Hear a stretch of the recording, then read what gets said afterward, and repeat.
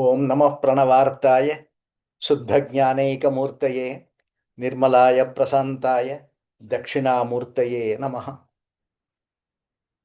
Shruti Smriti Purananam Alayam Karunalayam Namami Bhagavat Pada Shankaram Loka Shankaram Arunagiri Mupedam Sachidananda Murtim Ramana Iti Prithivyam Vishrutam Jnana Suryam Gahana Hridaya Vidyam Leelaya Bodhayantam Satatamaham Ameyam Sadgurum Samsmarami.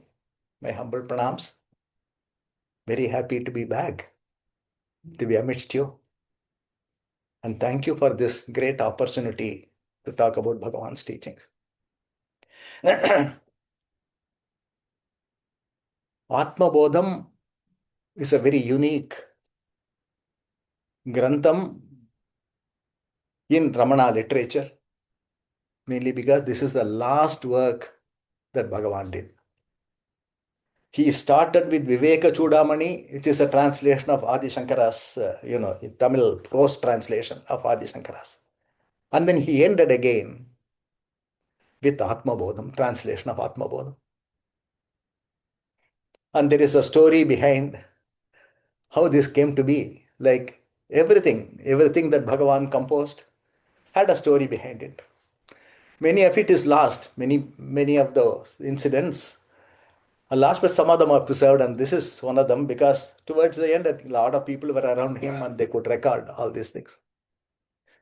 It seems there was a Muslim scholar by name Minna Nuruddin, who was a law officer in the Madras Presidency in those days. It was called as Madras Presidency, not Tamil Nadu, Madras Presidency. He was a law officer there. He was a Tamil scholar as well as he had a good knowledge of Sanskrit also. And he was a good friend of Professor K. Swaminathan's. So both of them went to the ashram once, and this Muslim scholar presented some books to Bhagavan. That was the translation that he had made in Tamil of Atma Bodham. It was an 8-line verse. Each one of them was an 8-line verse, and then he presented those books to Bhagavan. Bhagavan went through the translation and kept the book aside. After they left, he called his attendant and asked him to bring a notebook and a pencil. And he started writing something. After writing, he kept it aside. And then there was something in his face, there's some kind of an urge in his face that was seen by everybody. And after some time, he took that book presented by him, looked at it, kept it aside. Again, he took his own notebook, wrote something, and kept it aside. It went on for some time. And Professor G.V. Subramaya, many of you have heard about this devotee. He was a professor in Andhra University, professor of English. He was watching the whole thing and he asked Bhagavan, what's going on? You are writing something, you are reading something, what is this? Then it seems Bhagavan showed him the notebook. It was in the Venba meter, a 4-line Tamil verse, a very tough chandas, a tough meter. In that he had written some 2 verses. And then he asked him, I don't understand, Bhagavan, please tell me what it is. Then it seems Bhagavan told him, this person who came, he gave me the translation of Atma Bodham in Tamil.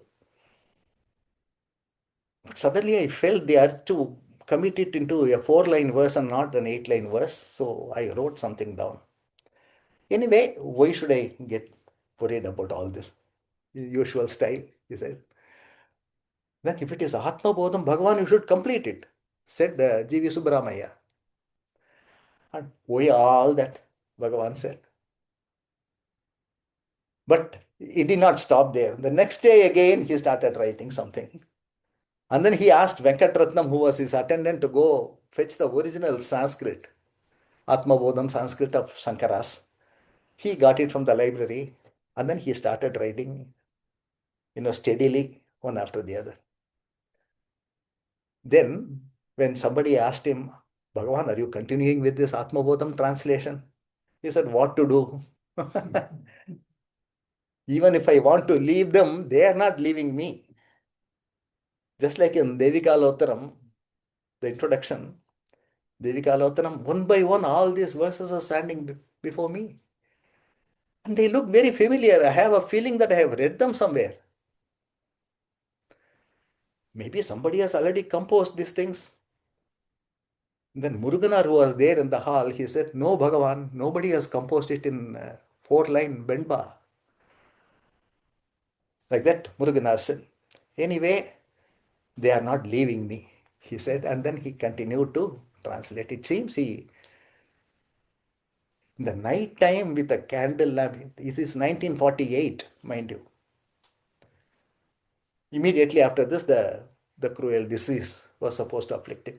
Anyway, with the candlelight, he completed the whole thing. All the 68 verses of Atma Bodham. When it was all completed, he said, I still doubt whether this was written already by somebody because they all look very familiar to me. That's what Bhagavan said. And they are just standing before me. I just have to commit them to the into the words here. Seems Muruganar said, what is the great surprise in this, Bhagavan? Because it is said in our Puranas and our ancient scriptures that at the end of every kalpam is 4 yugas put together, trillions of years put together. So at the end of every kalpam, our belief is that pralayam takes place, everything is withdrawn back into the source, and they come out in the next kalpam. So a new Brahma is also created, and he starts creating the universe and so on. That is the way our scriptures have talked about it. And at that time, I believe all the Vedas will stand before Brahma, and then he will just absorb them and then give it them for the new kalpa. This is the way it is. So there is nothing very surprising about the verse standing before you and then you had to commit it and all this is already written. This is what Muruganar said. It seems Bhagavan at that time said, smiled and then said, no, my only worry is nobody should come and then claim it is mine, that it is a plagiarism. I don't want that to happen. Like it happened to Jayadeva. Jayadeva. Then somebody asked, Bhagavan, what is this Jayadeva thing? It is there in Bhakta Vijayam, Mahabhakta Vijayam, there is a story of Jayadeva. It goes like that.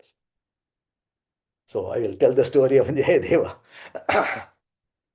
Good to know the stories. Goswami Jayadeva was a great Sanskrit poet in Orissa, and he is very popular because of what is known as Ashtapadi. It is actually known as Gita Govindam. It's called as Ashtapadi also because there are 8, padas in that thing. He was a very great bhakta. In fact, there is a story that he imagined the great divine love between Radha and Krishna and committed. The Ashtapadi is all about it's all Sringara Rasam, full of bhakti bhavam, divine bhakti. So he imagined, a very rich imagery he used to give. In one place, he was, it all sprouted from within, and then he kept on singing those songs.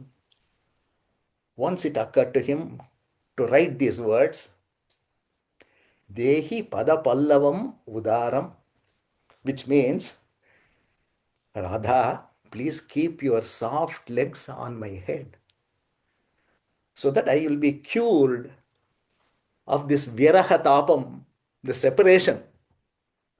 It's burning. Keep your soft legs on my head so that I can cured of this. When he was about to write that, he had a doubt. Is it not blasphemous to say that Krishna is asking Radha to keep her feet on his head? No, no. How can Krishna ask this? Such a thought came to him. So, but at the same time, he had the urge to write those words also. He was confused. So he stopped where he was about to write that and then told his wife, wife's name was Padmavati. She is also a very great scholar, and she was a great devotee and a scholar also. He told his wife, I'm going to the river, I will take my bath and come back. She went. Within a few minutes, Lord Krishna took the form of Jayadeva, Goswami Jayadeva, and he came back to the house. Padmavati thought it was her husband returning. You have come back so soon, she said. Yeah, I have to write something, he said. He went to the place where Jayadeva was writing. And then, in those days, no desk will be there. He'll sit down and then write all that. He spent some time there. He went through all the previous songs. When he came to that place, he wrote the words that Jayadeva was afraid of writing, hesitating to write. Dehi pada pallavam udara. He wrote that phrase. And after some time, she peeped in, Padmavati, lunch is ready, come and then have lunch. And I have finished my puja also, please come and have lunch. So he said yes. So Krishna took lunch. And afterwards he said, I have to go out again. And then he went out. After he went out, the real Jayadeva returned.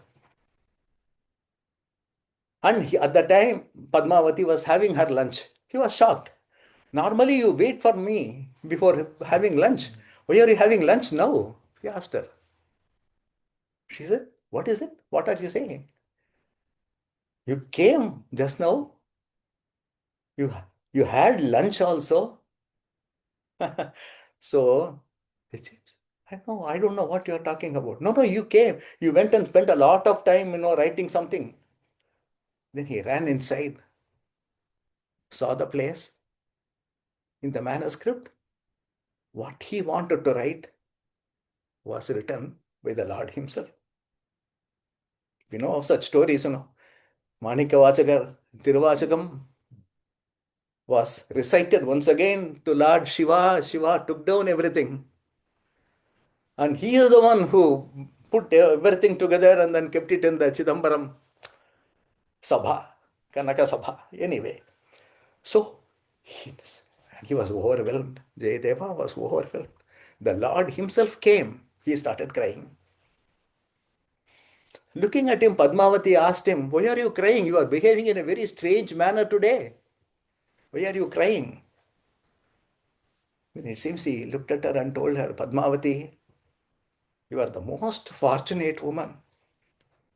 The Lord himself came. He gave his darshan to you and he ate what you prepared. Who can be more fortunate than you? And then he told the whole story. I wanted to write this, I could not. But then he came and completed it. So this is a very special thing. Anyway, the story spread and Jayadeva's fame also spread. The local king made him the Sanskrit scholar of his darbar. And later on in life, he wrote Srimad Bhagavatam in Sanskrit.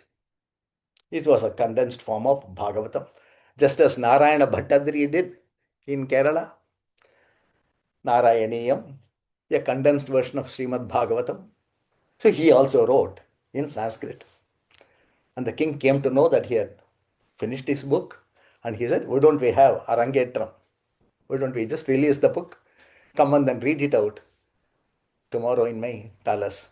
So next day everybody was assembled there and then Jayadeva was about to start his Arangetram, start reading from that book that he had written. Just at that time, Krishna again entered. There was this tapam in Jayadeva's mind. My wife saw him, but I have not seen him.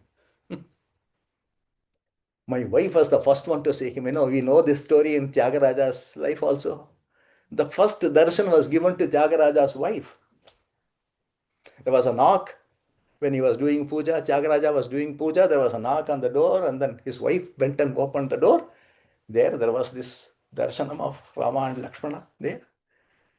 That is the time when he Bala Kanakamaya Chela, that particular Kriti was composed at that time, because when Tyagaraja came to know that he had appeared. So similarly, he had this tapam that he had not given me darshan. So now the Lord came, but he came as a Pandit and he introduced himself to the Raja. He said, I am a Pandit. I am from Gokula Brindavanam. I have read all the Shastras and I am looking for a fitful person who can argue on any one of these Shastras, have discussions with me. I'm looking for such a person and I came to know that there is a scholar in your darbar by name Jayadeva. I want to meet him. Then the Raja told him, this is Jayadeva. He is about to present his new book to us. He is Jayadeva. Oh, you are the scholar. Can you pick any topic, let us have a discussion on that. Jayadeva told him, I am a very humble person. I have absolutely no knowledge of all the Shastras. Whatever comes to my mind, I just write. So I cannot really be arguing with you or discussing with you all these things. Please forgive me. Please excuse me. And at the time, this Pandit, that is Krishna, he saw a book in Jayadeva's and he just snatched it from his hand and then read the first page, Srimad Bhagavatam. Oh, you are a Pauranika. You are writing Srimad Bhagavatam. Oh, good. And then he turned the page and then he looked at him in a puzzled manner. This is not yours. You have not written this. And then he returned the book back to him and then said, I will recite all these verses. And one by one, he started reciting the verses that Jayadeva had already composed. It went on for some time. Everybody was puzzled. How can I know all these verses if I have not written this? You are claiming that you are writing it. This is plagiarism. This is the one that Bhagavan was referring to. That just like what happened to Jayadeva, something should not happen to me. This is what we are saying. It seems what happened at the time was Jayadeva knew. Because the second time he was not willing to be fooled. So he said, this must be the Lord himself. And he is fulfilling my desire. That I wanted to have his darshan, now he has come. And he prostrated to him. And then started singing in his praise. The Lord smiled and disappeared. So that's when the entire darbar came to know that it was Krishna himself who appeared there just to test Jayadeva and then just to bring out the greatness of Jayadeva. He has done this. So Bhagavan is now referring to this, like what happened to Jayadeva. I do not want somebody come and then claim that this is mine. I don't want that to happen. It seems he said this smilingly.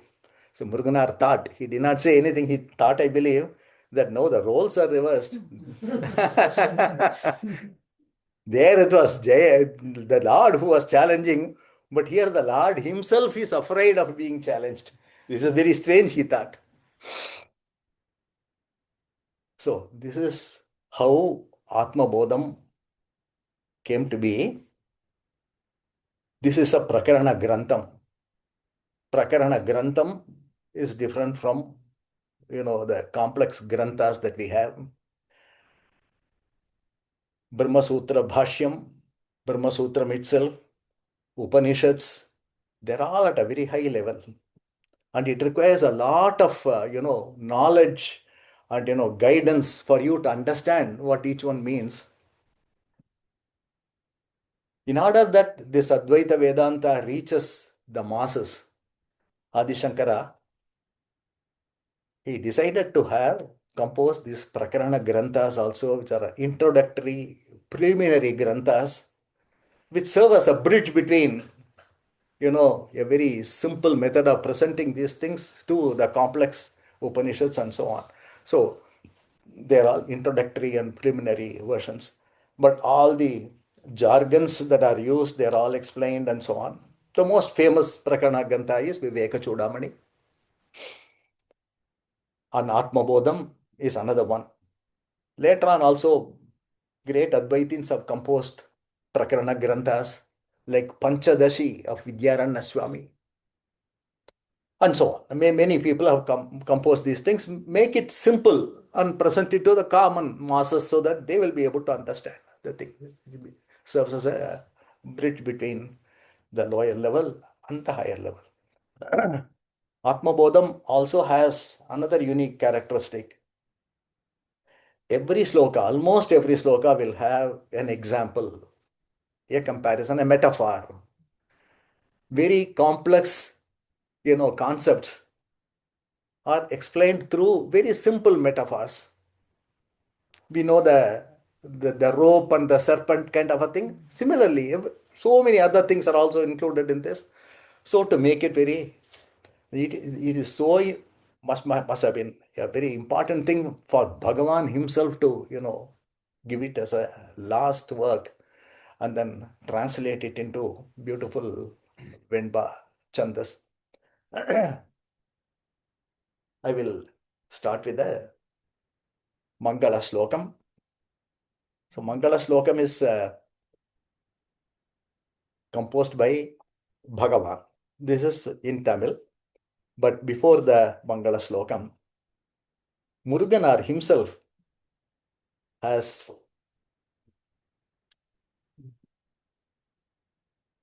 composed a verse much later. After this was printed and other things, a few years later. I don't know whether Bhagavan was alive at that time or not. He was in the body or not. But this was included by Muruganar. This is what is there in our Parayanam also. Tan Mahilundu, I will translate into English also. I will first read out this verse. Tan Mahilundu என் கோ ரமணன் சாற்றினான் தன் அடியார்க்கு ஊன் மயல் சேர் பந்தம் ஒழியவே வான்மணி போல் ஆரியத்திற் சங்கரர் சொல் ஆன்மபோதம் தமிழ் சீர் கலி வெண்பாவாச் சிறந்து. He says here, தான் மகிழ்ந்து, out of great enthusiasm. He had no other motive. There was an enthusiasm to compose this. So he says, தான் மகிழ்ந்து என் கோ Ramanan. Ko is somebody who protects you. Generally it is, the word is used for a king. The emperor Ramanan, he had சாற்றினான், he composed this. தன் அடியாருக்கு ஊன் மயல் சேர் பந்தம் ஒழியவே. The purpose of why he created this translation, he mentions here, Muruganar mentions here, தன் அடியார்க்கு, for the devotees who look up to him, he has composed this with this purpose, and that is, ஊன் மயல் சேர் பந்தம் ஒழியவே. ஊன் is flesh, he is referring to the body. ஊன் மயல் is the delusion. Mayal means delusion. Delusion that I am the body. This delusion is the primary delusion, original sin.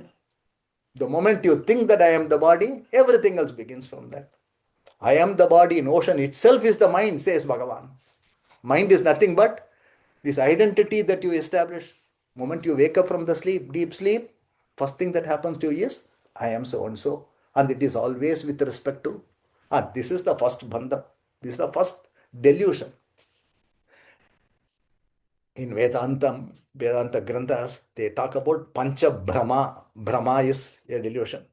Pancha Brahma, this is the first Brahma. I am so and so. This identity gets established, and with this identity, the whole samsaram begins every day in the morning. First thing that happens is this, and we are not aware of this. And then, a big list of things to do, things to tackle in the morning, through the day, and so on. The entire samsaram begins. This is the one, the last thing to go is also this. If this goes, you become realized. As long as there is an identity, there cannot be any realization of the self. And there cannot be any end of suffering also. End of suffering happens only with this final jnanam that you are not the body, that you are consciousness itself. Unless unarvena mayulam undipara. This unarvu, this consciousness is what we are. When that knowledge happens, alone will there be end of suffering, end of all the samsaric life. So he says here, un mayal Ser bandham Ujiyave, in order to get rid of this particular delusion, one mani bol, like a star, like is a chudamani. Whatever she has created here is a chudamani. One mani bol, Aryatir Sankarar soul. In Sanskrit, whatever Shankara had composed, Anma Bodham, this work called as Anma Bodham, Tamil Seer Kali Venbava Chirandu, he says. Actually, Anma Bodham was in the beginning, as Bhagavan made it, it was only a Venba. And later on, Bhagavan himself provided, I believe, a link word between the previous verse and the next verse so that, it becomes a Kali Venba. The link word is very carefully chosen so that from one verse, previous verse to the next verse, you smoothly go, that concepts flow smoothly, and then it will be easy to do the Parayanam also. That's known as Kali Venba. So Bhagavan made this in Kali Venba. That's what Muruganar says. This is the importance of this particular thing. So the Mangala Shlokam of Bhagavan, very interesting. Anmavin Bodhamarul Asanam Shankaran. Anmavin Bodham. This is Atma Bodham. In Tamil, Anma is what we say for Atma. Such transformations take place. Karma is sometimes known as Kanma. Yes, a softening of the word. So, Anma Bodham. So, he says, Anmavin Bodham Arul Asanam Acharya. Acharya Shankara is the one who has composed this Anma Bodham. Anmavukku Anniyanavano. ஆன்மாவாய் என் அகத்தே இருந்து இன்று தமிழ் சொல்வானும் அன்னவன் அன்றி மற்று R, he says. Bhagavan has a very typical method of emphasizing a point. All his answers would be questions. உள்ளதலது உள்ள உணர்வு உள்ளதோ. Moment this question is asked, you know the answer. Cannot be, no. So, similar everywhere. You can find him using this particular technique of driving home a point, and he will give his replies also only as a question. They will look like a question, but they are emphatic replies because he wants you to look at the question. The question should revolve in your mind. It is not he who is giving you, thrusting anything down your throat. You need to work it out yourself. You need to work out this. That's why he puts it in the form of a question. Go through this question and you will arrive at the answer yourself. And that is the best way of knowing things. Not by somebody just saying something. It's very easy to mug it up and not understand it fully. It should go through. In your mind, you should really assess it. So he says, Anmavukku Anniyanavano. Can this Shankara who taught Atma Bodham, can he be apart from the self about which he is talking? The same self manifested as Shankara, and this Shankara taught this Atma Bodham. So he is not different from the Atma. Anniyanavano. He is not different from the Atma. And then one more question comes now. ஆன்மாவாய் என் அகத்தே இருந்து, he stays in my heart as Atman. இன்று now Tamil சொல்வானும் அன்னவன் அன்றி மற்று R. Now this is being taught in Tamil. Can the person who is now writing it in Tamil be different from Shankara? That is the question. So he is saying, establishing by giving a clue, the Shankara, Dakshinamurti, who came as Shankara, has now come as Ramana. And the Ramana who is talking about the whole thing, Ramana Gurupara, who is talking about the whole thing in Tamil, was the same one who talked a few centuries earlier in Sanskrit, the same stuff. T.M.P. Mahadevan says, the Dakshinamurti taught in silence and everybody understood at that point in time. But that age was gone.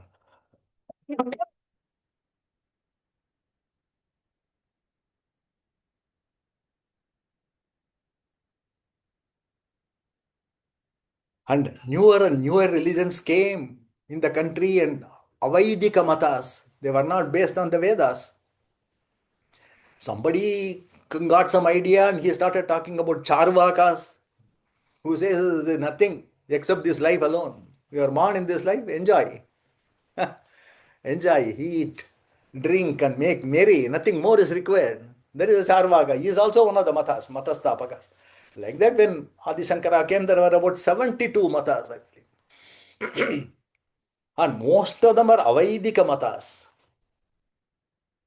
Buddhism and Jainism are not based on our Vedas. Anyway, so there was a need for somebody to talk, convince others, intellectually argue, and then say these things, please remember, they are not based upon any truth, any pramanam. And this is what it is. And he finished all his work at the age of 16. Other 16, he is just going around propagating this, whatever he said. Vivekananda talks about it. He says, can there be anything more wonderful than this? Can there be anything that is more marvelous than this? At the age of 16, somebody who wrote so much, he had finished writing everything by that time. The other 16 years were just, going around, visiting various places, singing songs and hymns and clearing the doubts. That was all. So he incessantly was engaged in action, talking, arguing. So Dakshinamurti, Muktva Maunam, he gave moksham to Maunam and he started talking. But again, the age of reasoning came. Age of reasoning means endless doubts. In the previous age, when you explain something and then he is convinced, he will accept. But in this age, no. Even if he is convinced, he will say, no, still, whatever I have held in my mind, only that will be valid. That's what he would say. So again, there must be a method of communicating from the heart to the heart. So Ramana came, he was communicating in Maunam most of the time. But when somebody asked a question, he gave answers also.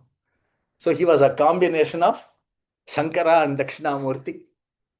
So the same Shankara is now talking about all these things. A scholar once has written about this Shankara and Ramana. He says, there was a regret in Shankara's mind that he had not taken care of his mother at the last. Just when she was about to die, only he was able to come. But that regret was there. In order to, compensate for that regret, he came again as Ramana.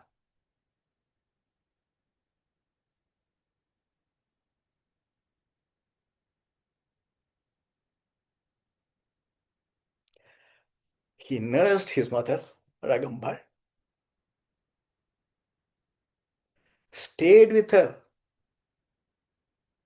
and then gave mukti to her.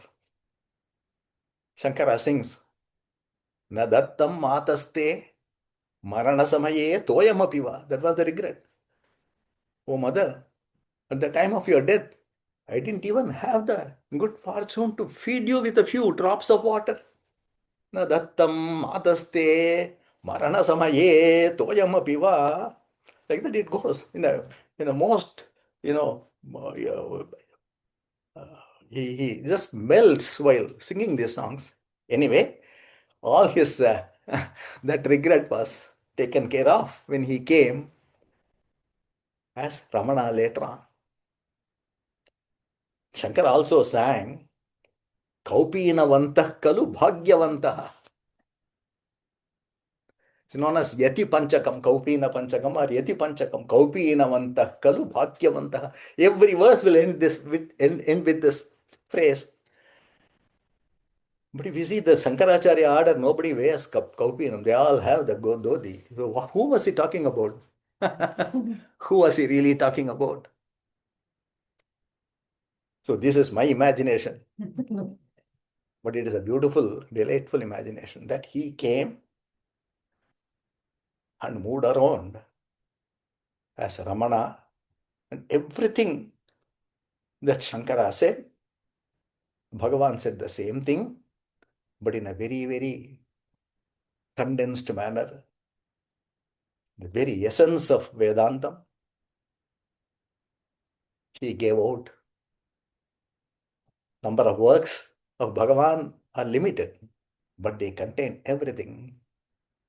That is why today, people who want to take up the study of Vedanta, they don't have to go through a very, very circuitous path of learning about Brahma Sutram, the Bhashyam of Brahma Sutram, the Upanishad Bhashyam, and so on and so forth. All these things are Bhagavad Gita, Bhashyam. None of these things is required because everything that is there in a manner that is understandable to us in this age is all presented by Bhagavan Ramana. And in various languages, not only in one language, in various languages. Telugu Upadesha Saram.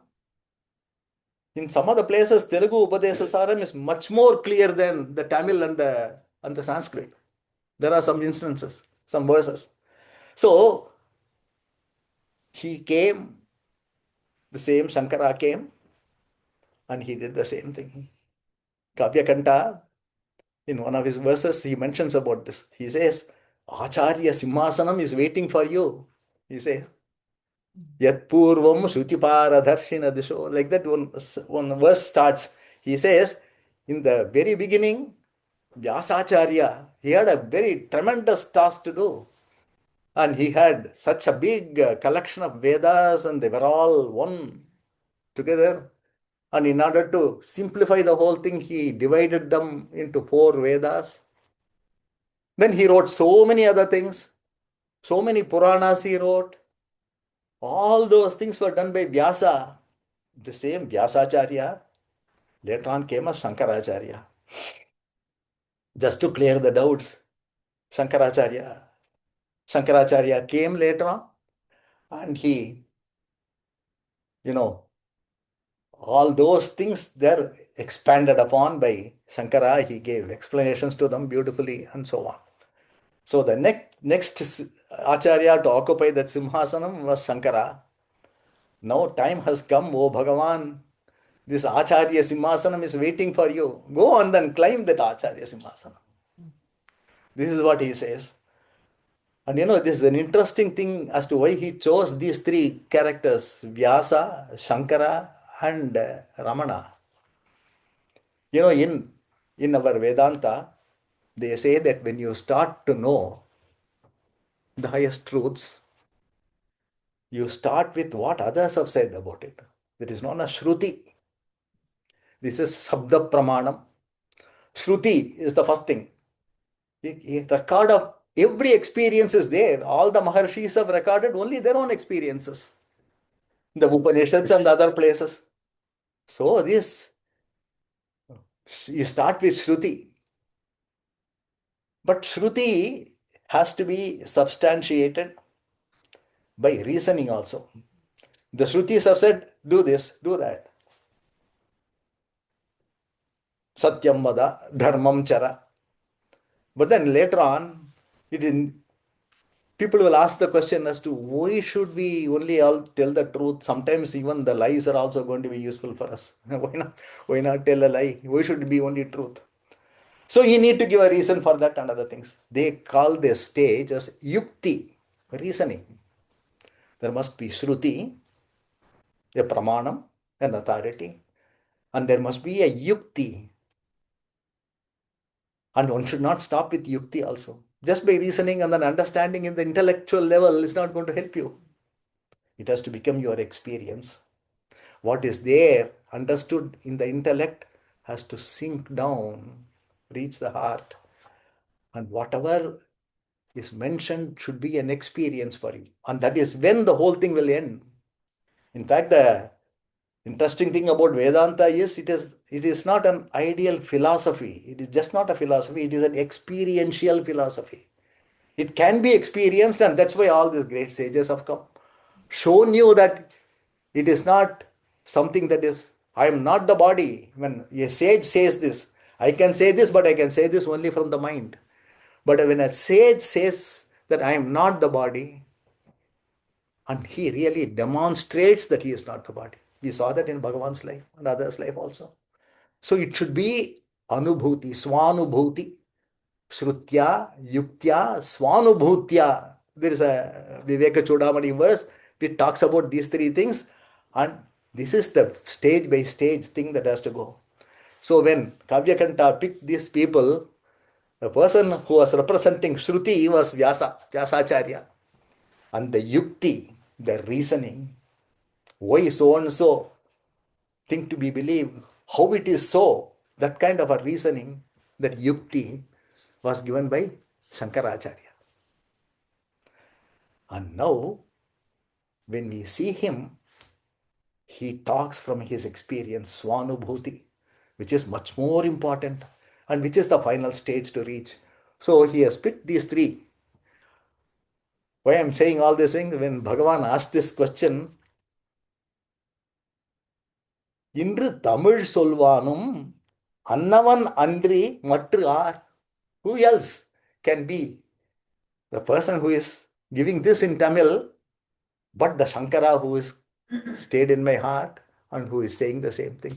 So the one who is talking about it in Tamil is the one who talked about it in Sanskrit earlier, and they are one and the same. So Shankara and Ramana, there is absolutely no difference at all, except that they lived in different ages, but their essential contribution and their essential, propagation of the profound truth is one and the same. So with this, I will conclude today, and we will take up the first sloka next time.